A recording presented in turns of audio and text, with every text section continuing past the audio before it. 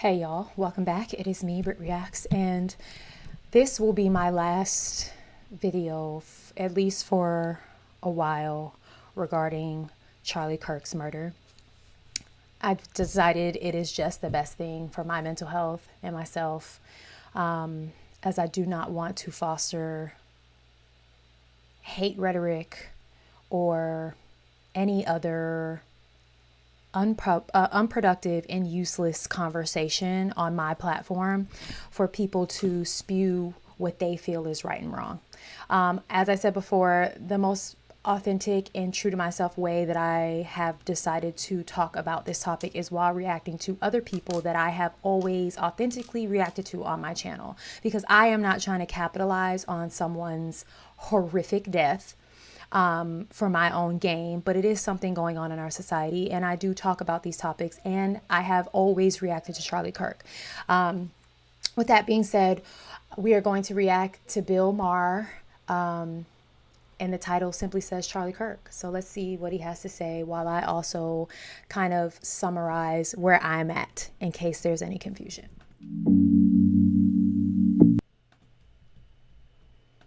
All right, so I didn't realize this was going to be kind of a theme show because we write our editorial before the week starts, and so it was all about freedom of speech. Then the assassination occurred, so this is turning into a theme show. But it is kind of interesting that this guy was shot, and he's been on our show, but on my podcast, I talk to him, I like to him, I like everybody. I talk to everybody. I think I'm glad I took that approach. But he was shot under a banner that said, "Prove me wrong," because he was a debater. And too many people think the way to do that, to prove you wrong, is to just eliminate you from talking altogether. So the people who mocked his death or justified it, I think you're gross. I have no use for you. The people who are saying now we're at war, I have no use for you. So my first question, true or false? I think the real war is not between left or right. It's for the people it's between the people on both sides who want a war and the people who don't.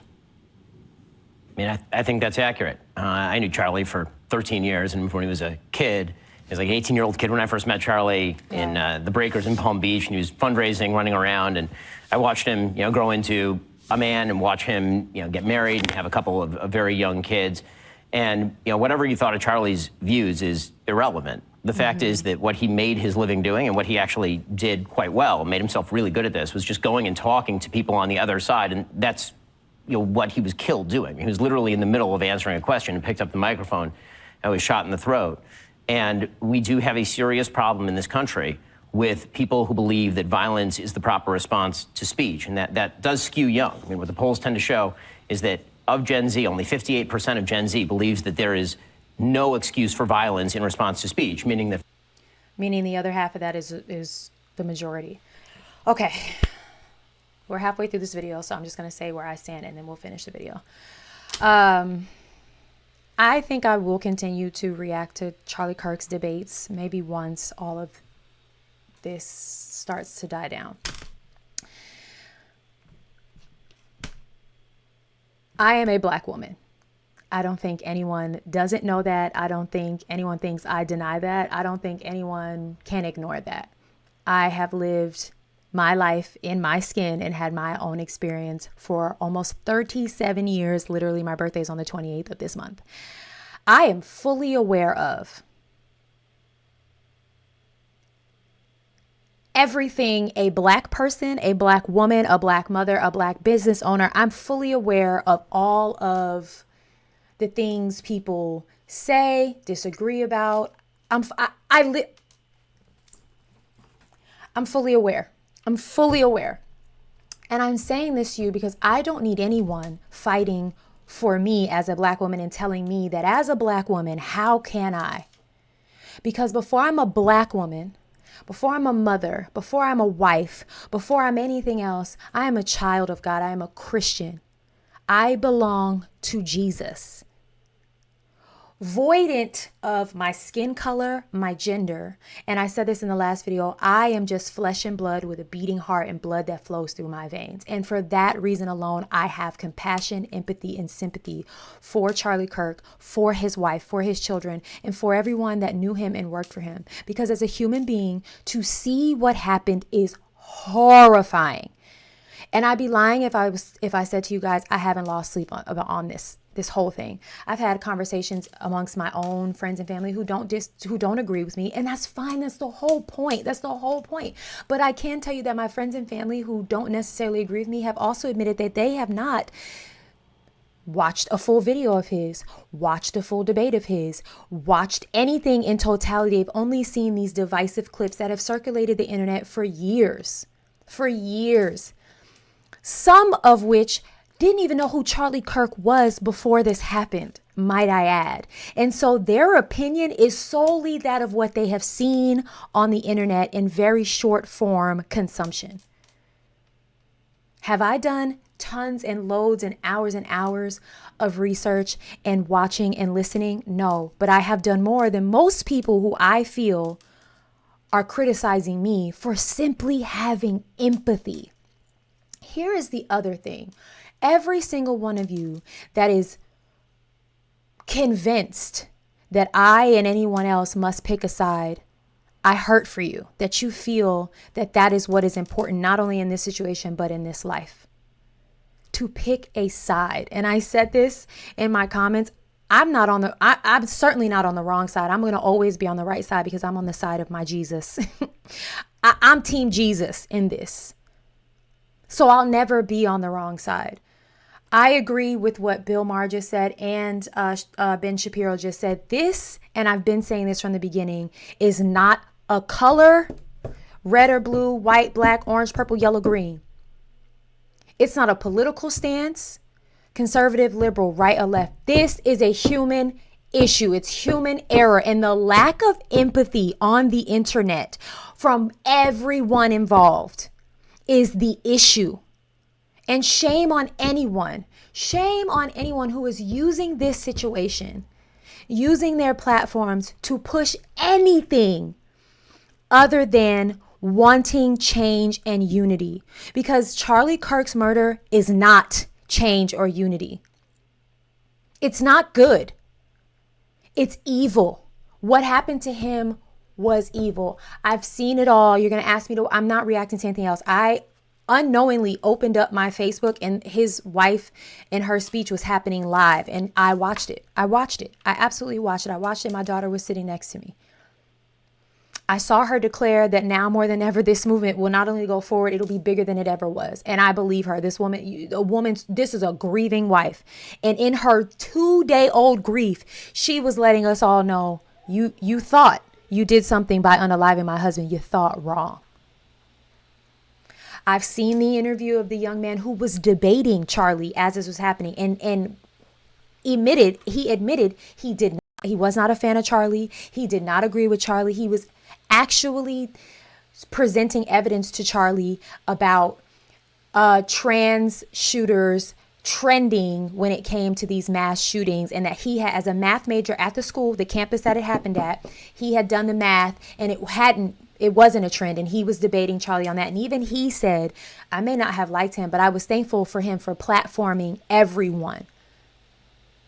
He didn't have to agree with people to offer them a platform. And I don't know why people don't understand that whether you felt he was right or wrong, what he was doing was platforming everyone. He was using his millions of views to platform people he agreed with and people he disagreed with. And just because on Instagram and on TikTok, you saw clipped up pieces of that and you decided, well, his side is wrong, you're going to negate the fact that he also uplifted and gave a voice to and understanding to and willingness to hear out the side that he did not agree with? Is that not what Jesus did? And I'm not comparing this man to Jesus. I am not comparing him to Jesus. I'm just saying to you that when we are talking about goodness, we talk about Jesus's goodness. Goodness is understanding and creating room for everyone to speak. That was the same goodness that Jesus was about. Someone wanted to be upset with me because I called him an activist. What is the definition of an activist? Let's ask Siri, because y'all know I love to ask Siri. Hey Siri. Hey Siri. What's the definition of an activist? Working. A person who campaigns to bring about political or social change.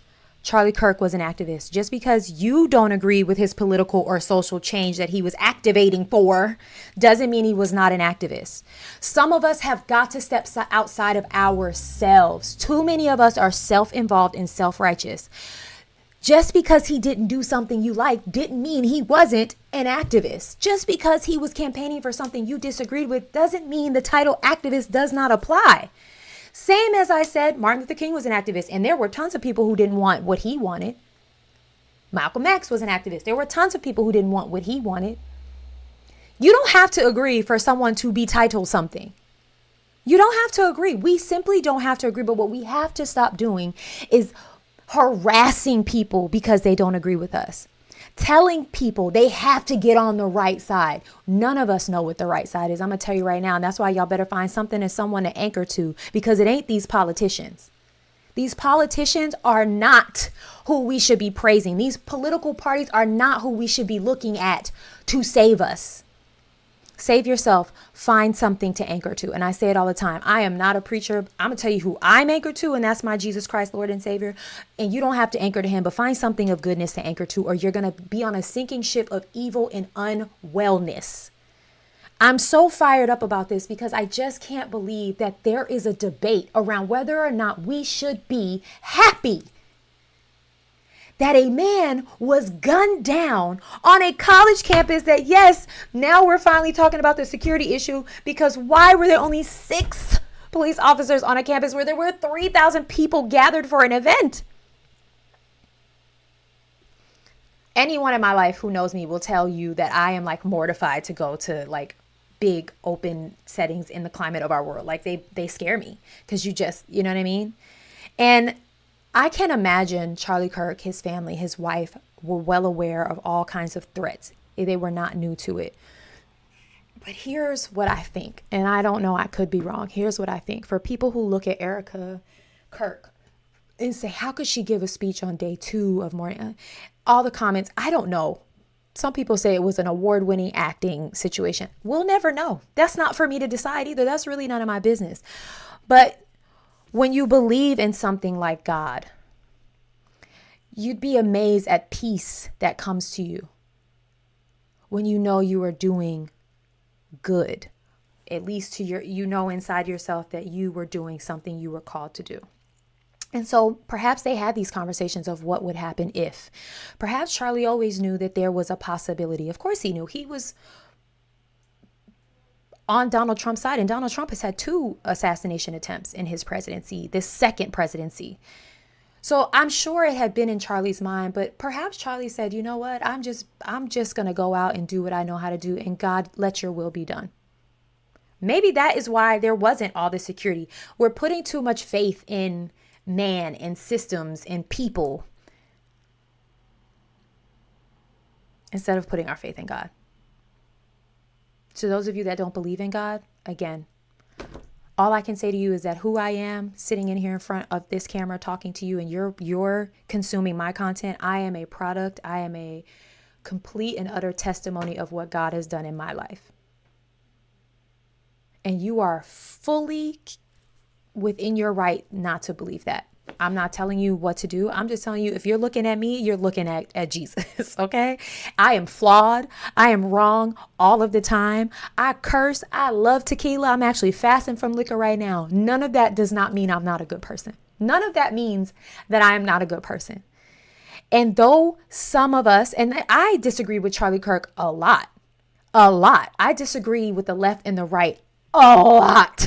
A lot. I never fully agree with anybody, but that doesn't mean that anyone is warranted a unaliving, and it doesn't mean that I'm a bad person because you don't agree with me.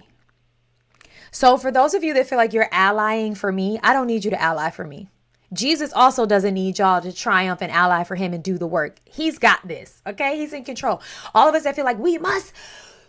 My friend said this to me yesterday at lunch. She's like, but everyone feels like they have to fight for Jesus. No, nobody got, they got that. He's got it. But it is our job to help bring more people to Christ, not to the left or to the right. So I implore you, those of you on the right who stand in Christianity, stop trying to pull people to the right, as in Republican, conservative, and start trying to pull them to the right side of Jesus. Those of you that identify with the left, stop trying to pull people to whatever the ideology is and believing these things and champagning. Just campaign for goodness. How about that? How about that? I stand where I stand on this. I'm not a Charlie Kirk sympathizer. I'm not a right-wing super sympathizer. I'm not a left-wing sympathizer. I have empathy and sympathy for anyone and everyone who's hurting, who's done wrong, who's done wrong to others, who's doing wrong, who is being wronged. Because I don't throw stones from a glass house. I have harmed people. I have wronged people. I have hurt people. I haven't not harm people, but you know what I'm saying? I've done a lot of not great things that I am not proud of. And I am not ashamed to say that because I know you have too. All of us fall short of the glory of God and to one another. We're all imperfect. And no one's imperfect actions, beliefs, or anything else justify their murder. That is where I stand. I don't stand with a political party. I don't stand with a side. I want goodness to prevail on this earth. And I am going to do everything I can for the rest of my life, for the rest of my time here on earth. May it be ended tomorrow or in 200 years. I don't care. I'm going to do the best I can to be good and spread goodness and share goodness. And I implore you to do the same. Stop being so judgmental. Stop being so self-righteous. Stop being so consumed with your own self and your own life. We all have our own experiences, and that is a part of how and who we are. And we're different because of it. And we have to start praising and honoring and celebrating that. And stop trying to make clones of one another. That's not what we're here to do. Okay? If you want to know where Britt stands, put a pin in this. Put a pin in this because this is where she stands. I'm going to let them finish. 58% of Gen Z believes that there is no excuse for violence in response to speech, meaning that 42% believe that there are some times that the violence ought to be a response to speech. 42% which is deeply terrifying. I mean, sad. On a personal level, obviously, I have 24/7 security. I've had 24/7 security for a decade. I've spoken at a lot of college campuses. I never, honest to God, thought that we were going to get to this point. Even the assassination of political figures is not the same thing as just being shot in the throat for the crime of debating issues in the public square. And I thought wrong. You know, I thought that that's not what America is or what it should be about. And we've come to someplace incredibly dark in our nation's history. And, you know, I weep for the country. I weep for Charlie. It's horrific. Notice that Ben Shapiro did not talk about his political stance. He didn't mention it because it doesn't matter. That's what he said about it. It doesn't matter. It doesn't matter. And this is someone who we know is very much right-leaning, very conservative. It doesn't matter. It doesn't matter. He's so hurt. Look at him. He's so hurt. Yes, sir? Yeah. Thoughts? Yeah, you know, to Ben's point, I don't know who this guy we've is. seen in recent years is all pointing in the wrong direction on this question about how acceptable political violence is. And you know, I did not know Charlie. We were sort of sparring partners from afar at times, disagreed on a lot of things. I've got to say, one of the things that I really, really admired about the guy, especially over these last couple of years, I kept seeing these clips of him on campuses, on your podcast, talking with Gavin Newsom on his podcast. Yeah. We He reacted wanted to that. the debate. He wanted the dialogue. He was not trying to cancel or Anyone who is willing to debate is willing to be wrong. Can we be clear about that? Like, if you're willing to debate, you're willing to be embarrassed, humiliated, and found out to be wrong. You're willing to. His whole thing was prove me wrong. The debate. He wanted the dialogue. He was not trying to cancel or censor or shut people down. He wanted to have those conversations with you. And it's just, it's tragic and it's terrible on so many levels. This is a young guy. He's a husband. He's a father, he's a child of God. And he was killed representing the very American ideal that we settle our fights with words, not with weapons. Which sounds cliche, but it's how we're here. It's how this experiment in self-government works. And when that starts to fall apart, we've seen a lot of political violence in recent years. I mean, I was with Steve Scalise in the hospital after he was nearly assassinated, Gabby Giffords, January 6th, the attempt in Butler on President Trump's life. And sadly, the response to this has not been shock and horror and a reversal of the trend line in these polls. If anything, it seems as though, particularly to Ben's point among younger voters, that this is becoming mainstreamed and becoming acceptable in some way. Yeah. It's sad.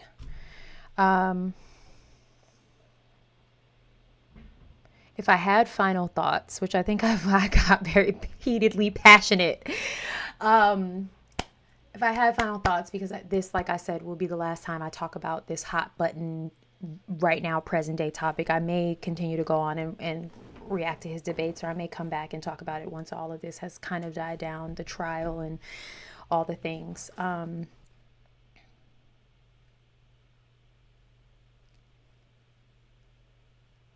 Whether Charlie Kirk was divisive,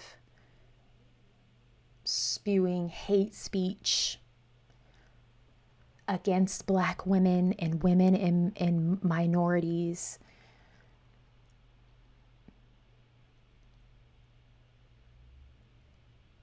whether that and all the other things he's been accused of doing, I have not seen personally. I have not watched all of his content. I have not watched all of his speeches. I have not watched all of his debates. But what I have watched, I have not witnessed that. I've seen harsh truth.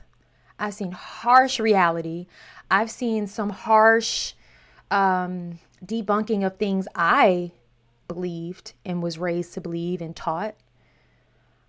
I've seen some things I've absolutely disagreed with. I've seen all those things, but nothing that I felt was fueled in hate. I think a lot of this is people's emotional response to hearing things they don't like, hearing and seeing things from a messenger they don't want to hear and see things from. But none of that.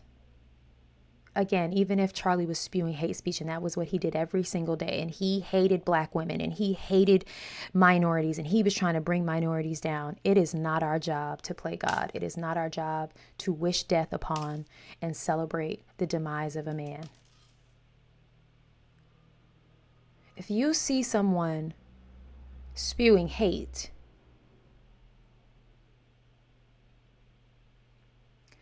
blow that fire out with water. And be goodness, be kindness. Don't add hate on top of it. Because now you're a part of the problem you think Charlie Kirk was anyway.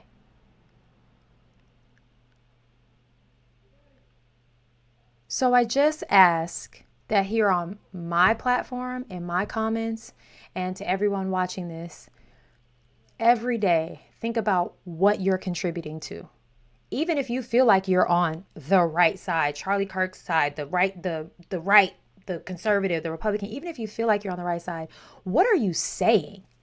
Are you being someone that is welcoming to people that you want to bring onto your side? Or are you also exhibiting this hate speech or this anger or this judgment or this shame?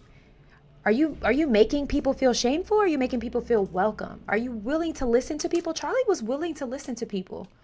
So just think about what you're serving and dishing out, and if it is of positive value. Do a body scan, do a spirit scan, do a heart scan. It's all I'm going to ask you. I could be wrong. I could find out on the other side of things, I've been wrong all along. But my heart tells me I'm right because I want everyone to be okay. I wish harm upon no one. I hope people can forgive me if they've ever felt wronged by me. I want to forgive people who have harmed me. Where does your heart lie? What are you leaving on the internet? What will your legacy be when you are gone from this earth and people go back and read the comments you wrote under videos and the tweets you wrote on Twitter? What will your legacy be? Charlie Kirk and his family are firm in what his legacy is, whether you agree with it or not. Go and have the day that you deserve.